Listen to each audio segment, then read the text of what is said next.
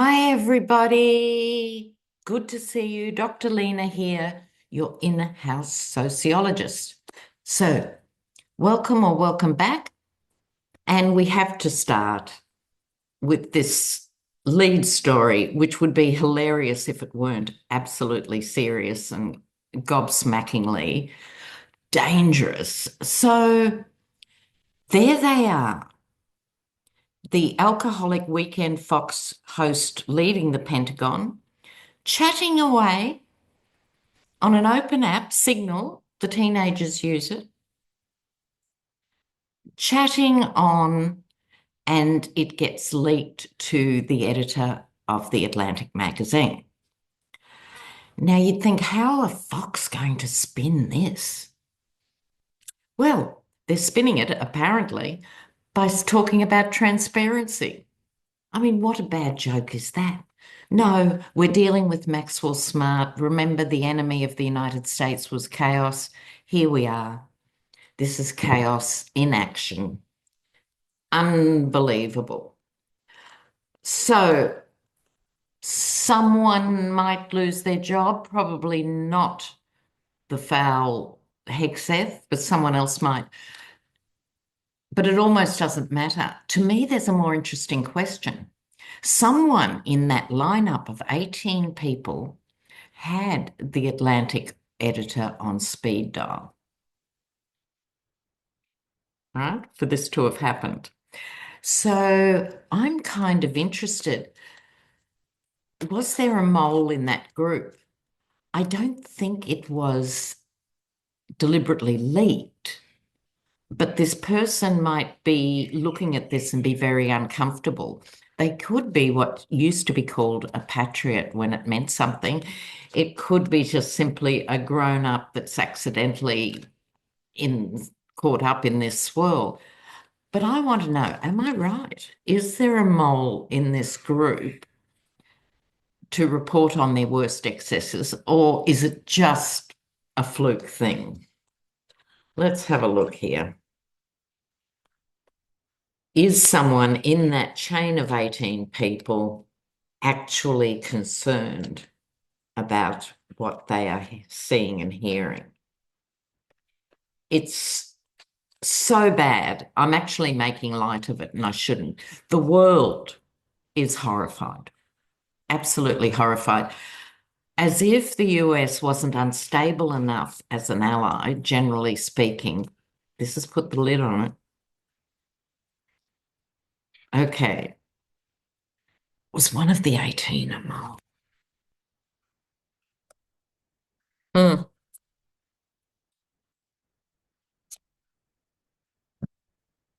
Oh, oh dear. This is a bit controversial, I think.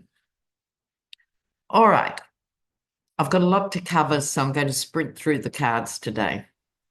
The Hanged Man, getting a new perspective on what's going on. Lying low. And then I got the next card. This is my For the People card, right? And I thought, oh, great. This is someone who's actually concerned enough to be acting for the people. But look at the final card, Knight of Pentacles. I think they're on the other side of the other side. I think it could be someone paid in this role or something. The Pentacles cards don't have to be bad. We get such a jaundiced view of the cards because we're dealing with ghastly people when we do political readings. So maybe it is someone working for the people and being very solid about it. So I'll pull back my first impulsive thought, which is, are they getting paid by another country or something?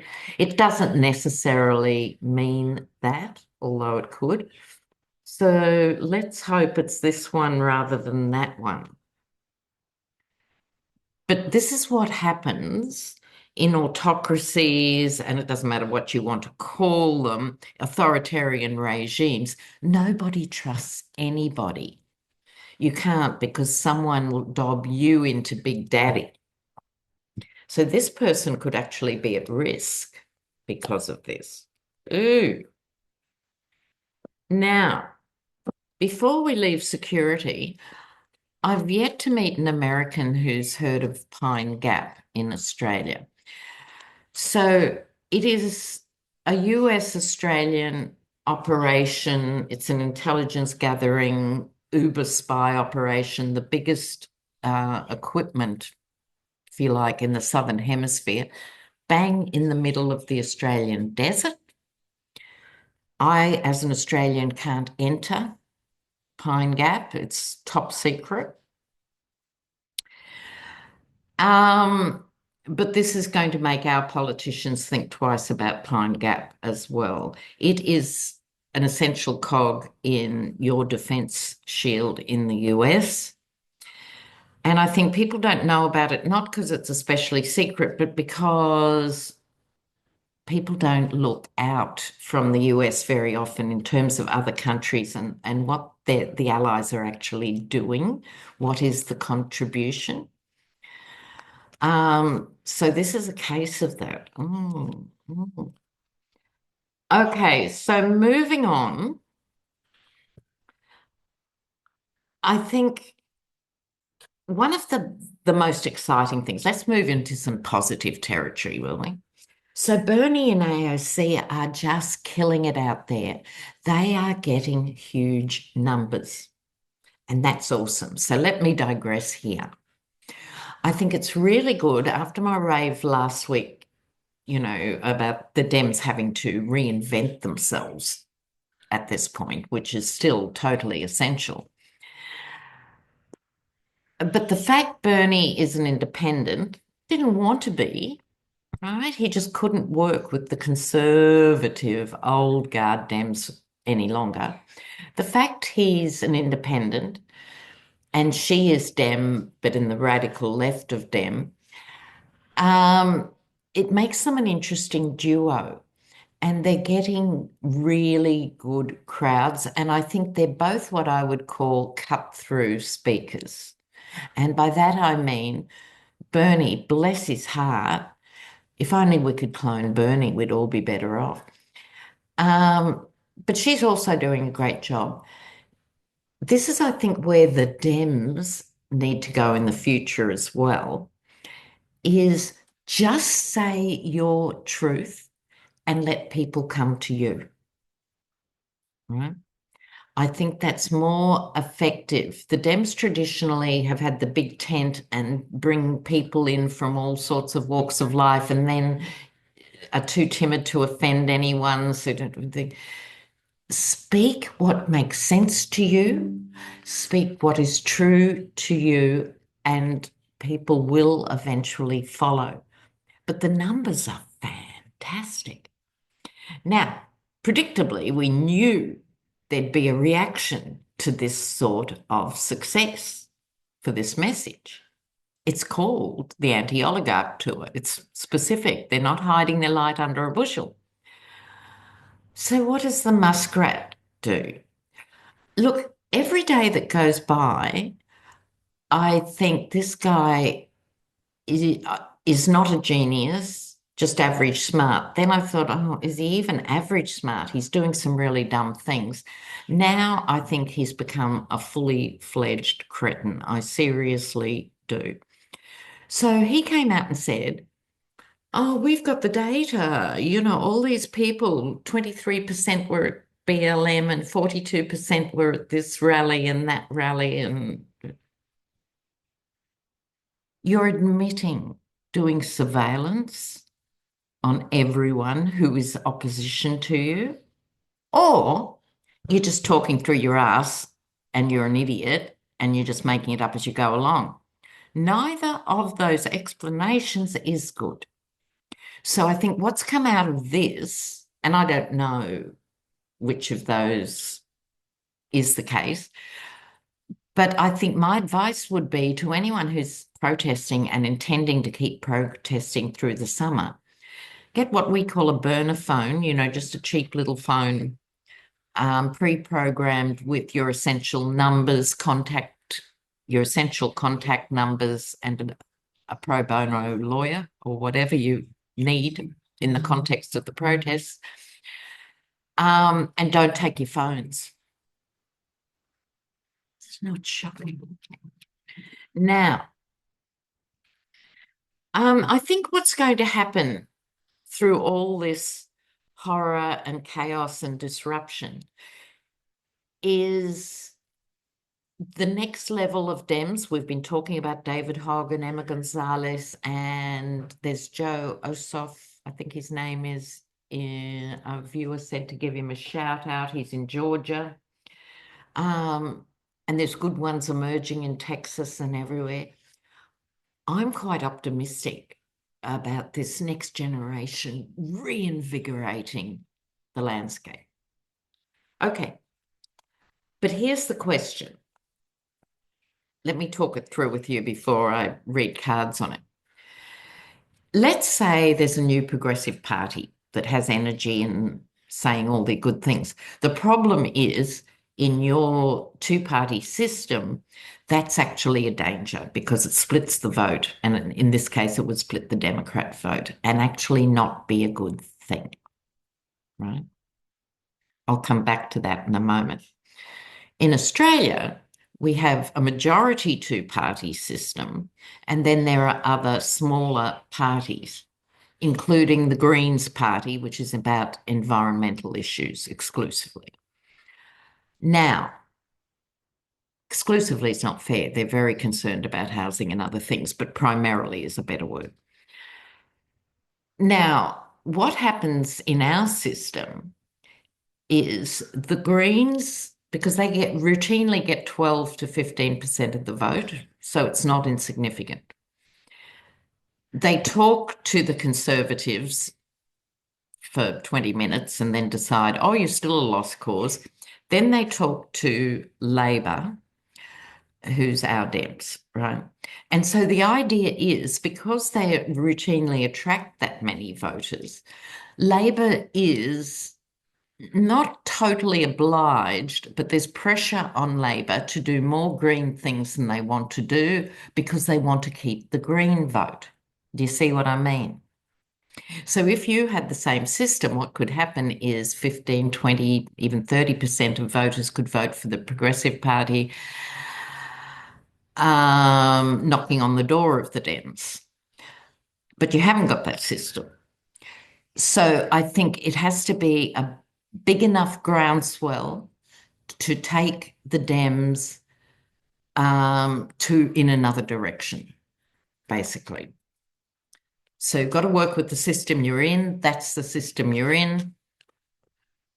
So there's calls for Schumer to resign. Let's have a look, because that would be symbolic of a big shift. Will he resign? I doubt they're going to kick him out, so it becomes a question of will he resign? Let's have a look.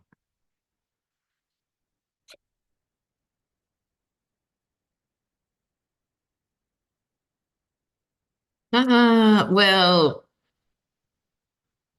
they never know when to go, do they? Mm. King of Wands, Ace of Wands, he's still there. He still feels he's got plenty of fight and drive. How wrong can you be? Not not now, not now. So he gets the Lovers card, which means he's still got allies in the party, and Four of Wands, he's not going anywhere.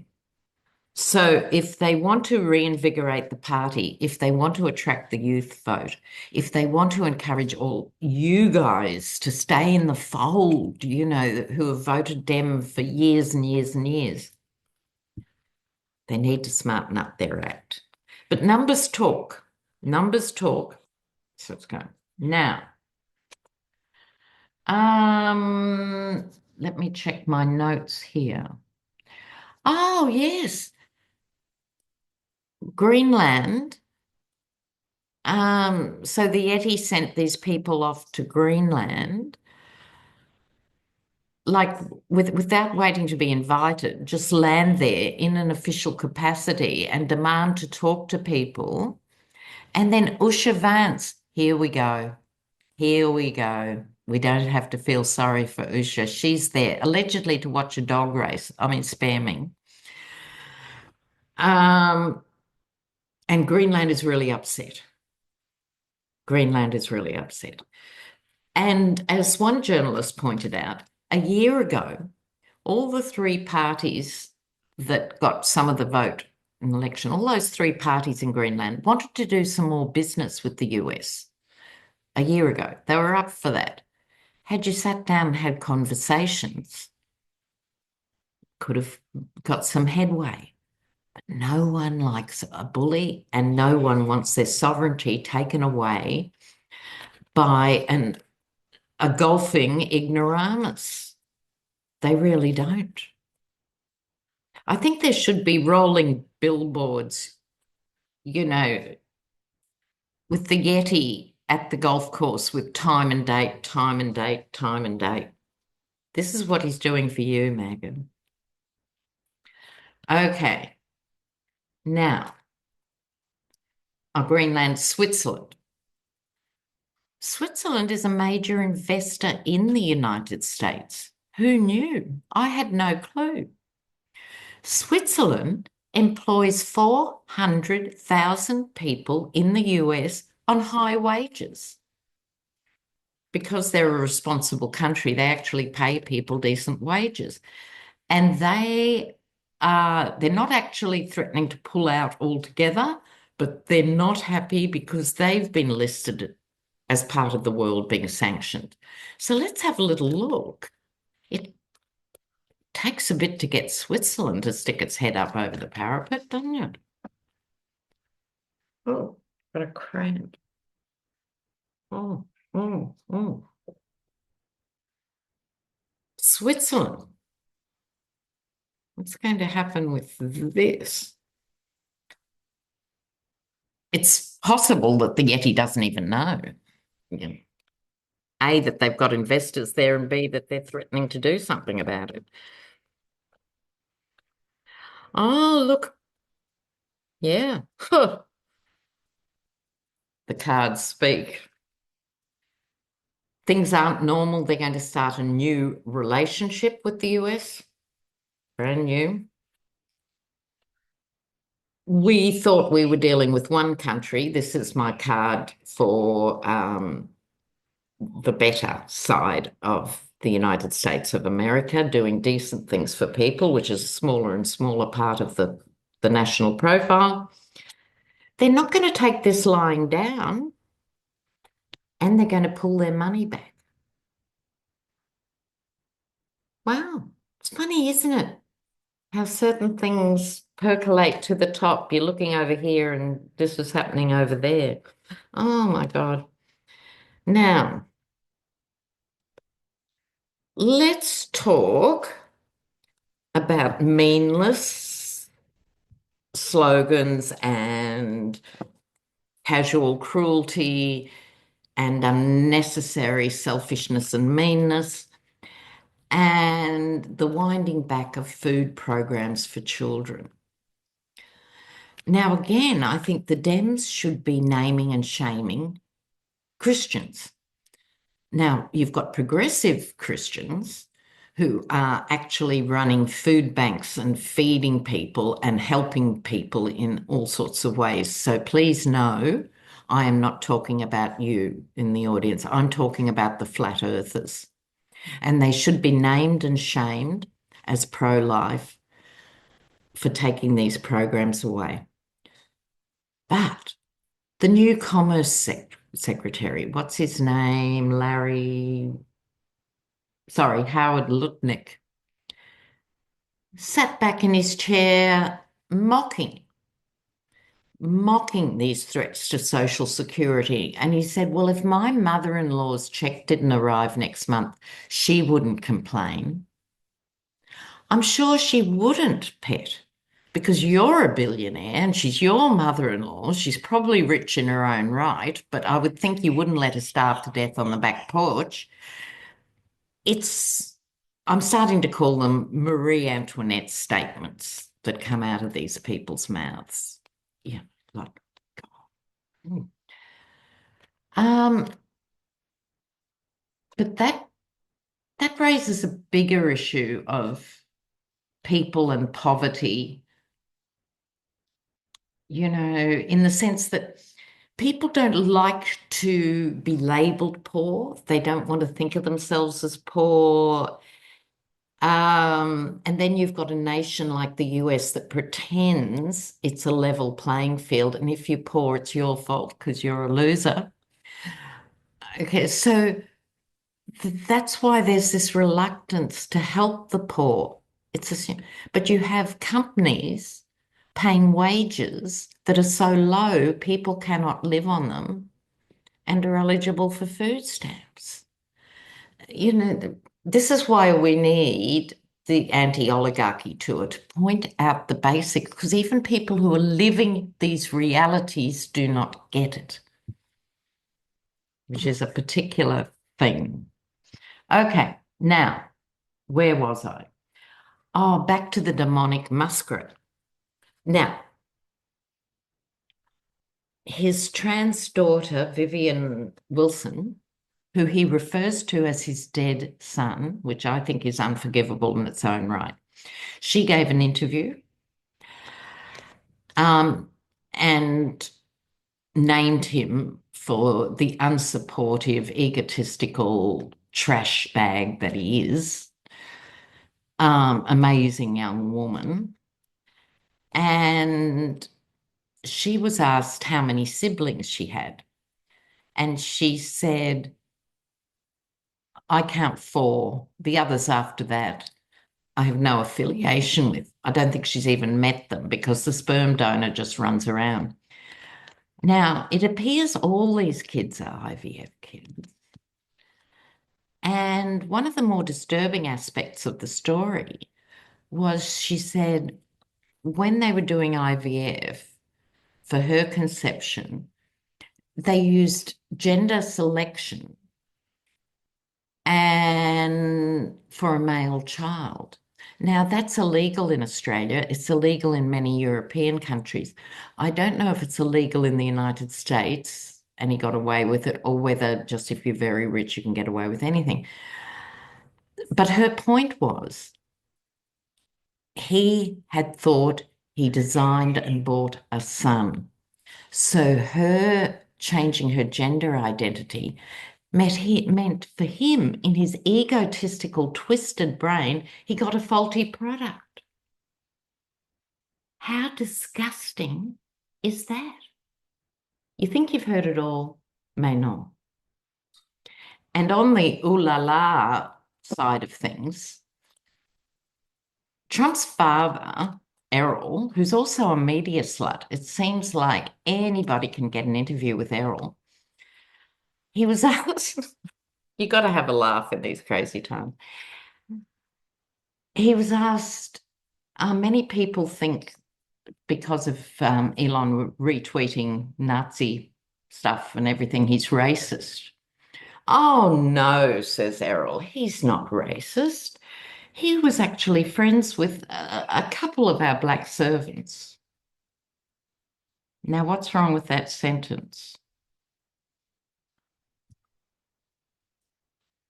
You can't make it up.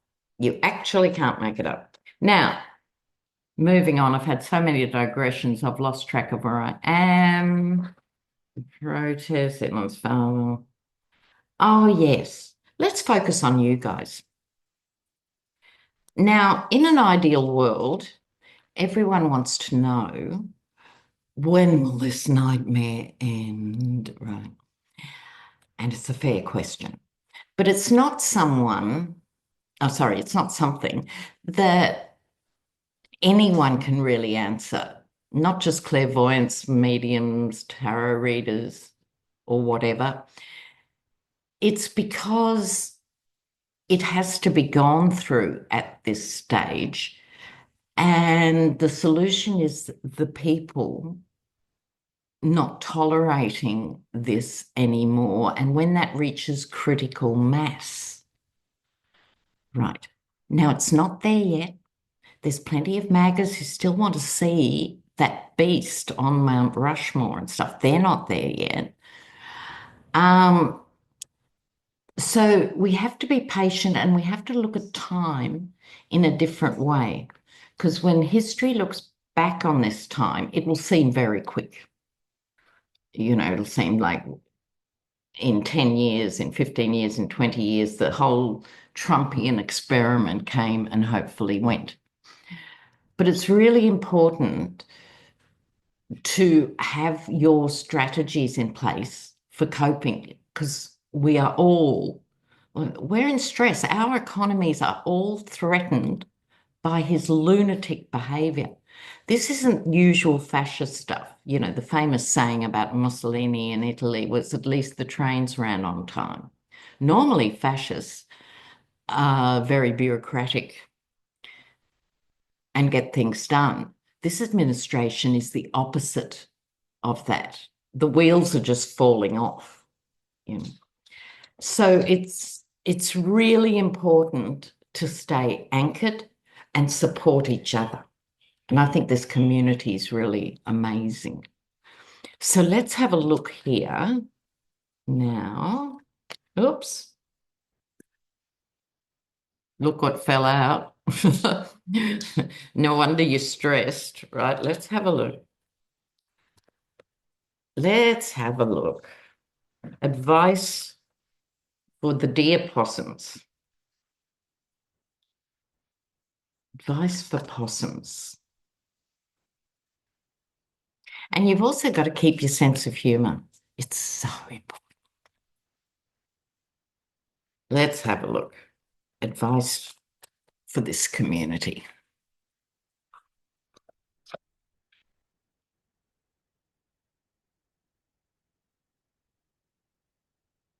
Are you guys listening? All right. Now,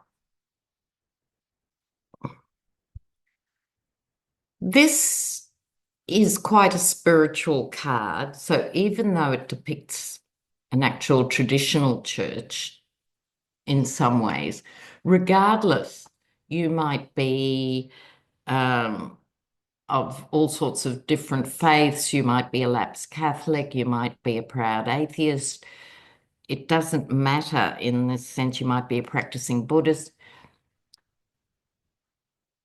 Reflect and take time out for the goodness of your own heart and soul, because our hearts are taking a battering right in this time.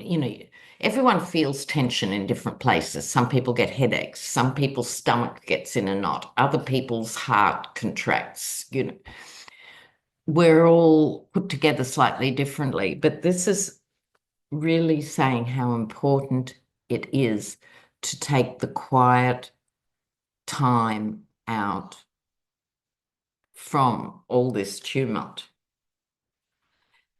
The Five of Cups, see how 3 of the cups are down and 2 are up. The message of the Five of Cups is, even when things are dreadful, not just look dreadful, are dreadful, be aware. Cups are emotions and creativity and love. Nurture those 2 cups that are upright. Okay. In other words, don't fixate on the spilt wine. Think about the cups that are up and sharing them. Page of Cups, this is gaslighting, often this card. But the Page of Cups is also very creative. So that's another message of creativity. And the Knight of Wands, I think, to encourage and support whatever that means for you. If you have some disposable income, I know many, many, many of you support good candidates and so forth. But if you haven't got any spare money, you can still be a keyboard warrior. You can still support and be active. Knights are active, and it's an opportunity to be active. right? So it's finding this balance between the need for retreat and not just closing down completely, and the need for action. But the Knight of Wands is reining the horse in. So it's avoiding putting yourself in dangerous situations, right?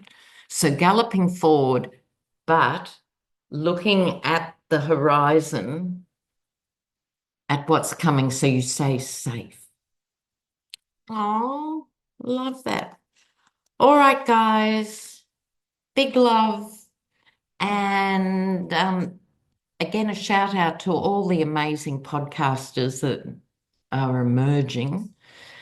Chris Norland is good, Norlund, Chris Norland, young guy. I've had it, two women podcast. If anyone knows either of the women on that podcast, I'd love to go on it. They're a trip. And they swear like wharfies, which I love. I've always been very careful on this channel.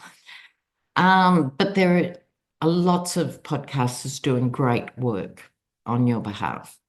Also, a shout out for all our usual political tarot community. Good on you guys. Take care. Let me know in the comments what's going on. Bye.